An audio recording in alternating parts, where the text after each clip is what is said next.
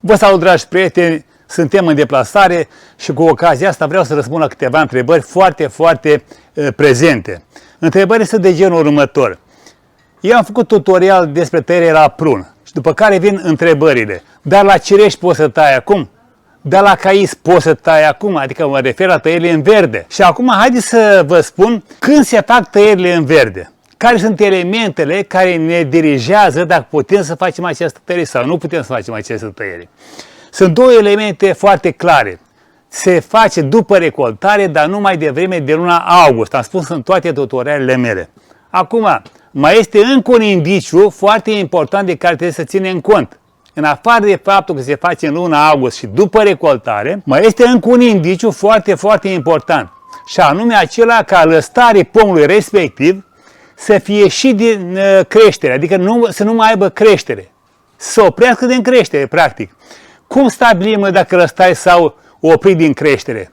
Atunci când în vârful lăstarului avem un mugure. Deci lăstarul se alungește, crește, continuă, la un moment dat se oprește și face un mugure. În momentul în care face mugure în capătul, în partea superioară a lăstarului, înseamnă că avem o stopare a creșterii din vegetație.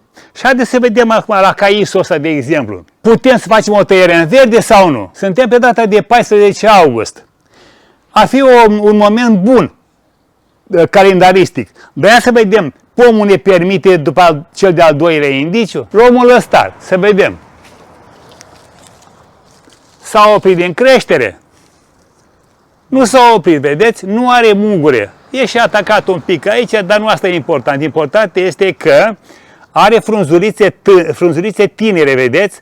Aceste frunzulițe nu se compară cu celelalte. El trebuie să fie aceeași culoare cu frunzele către bază. Și aici avem un mugure în cap. Hai să vedem dacă găsim vreun lăstar care este oprit din creștere. Nu cred că o să găsim. Deci înseamnă că pomul nostru, ba da, avem un lăstar aici. Dacă ne apropiem mai bine cu camera, vedeți? Avem un mugure în vârful lăstarului, da? Deci acest mugure este mugurile apical, cel din vârful lăstarului. Aici avem un mugure, înseamnă că acest lăstar nu mai este în creștere. Dar, am spus eu mai înainte, că toți lăstare trebuie să fie în faza asta, adică să aibă mugure apical format. Doar după aceea putem să intervenim, să facem tăierile în verde. Dacă nu respectăm aceste două elemente, vom declanșa creșteri anticipate. Lucru foarte dăunător. Acești lăstari anticipați nu ne folosesc la nimic. Ei nici nu pot să diferențieze alți muguri pentru anul următor, nici ei nu mai cresc în anul următor, deci sunt total compromiși. Haideți să vedem acum la cireș care este situația, dacă putem să intervenim sau nu. Și după aceea vă mai spun un lucru, de ce nu a ieșit din creștere acești lăstari la cais. Ne uităm la cireș. Vedeți dumneavoastră? Avem mugure aici în vârful lăstarului. Mugure apical avem? Nu avem. Avem frunze tinere. Uitați, asta e una din frunzele, ultimele frunze care s-au format și încă urmează. Asta înseamnă că acest cireș, lăstarii cireșului, încă nu sunt opriți din creștere. O parte din ei. Vedeți aici? Aveam o frunzuliță tânără, dar deja și-a luat aspectul de frunză matură. Iar sub ea avem deja formarea de muguri. Este sau nu? Este un mugure format. Deci avem un lăstar cu mugure apical format, deci am putea să intervenim, aici nu.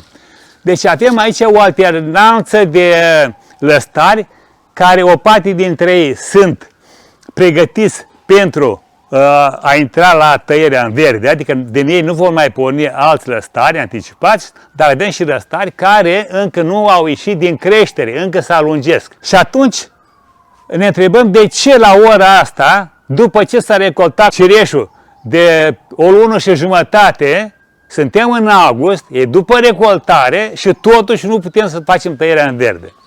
Haideți să vă spun de ce. În aceste două situații aici care le-am prezentat, avem de face cu un cais și un cireș, la care s-a făcut tăiere de regenerare.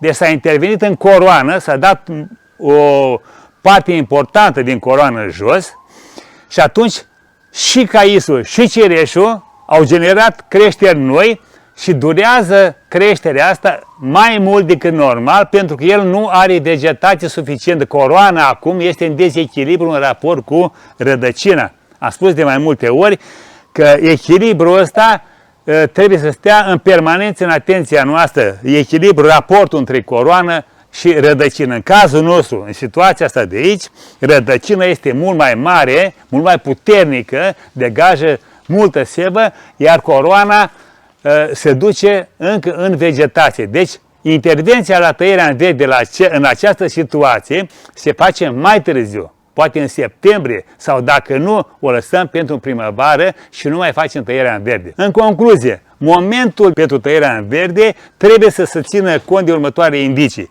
Să fie după recoltare, să fie cel mai devreme luna august, nu mai devreme, și ne uităm dacă lăstarii s-au oprit din creștere, adică dacă au făcut mugure apical pe toți lăstarii pomului.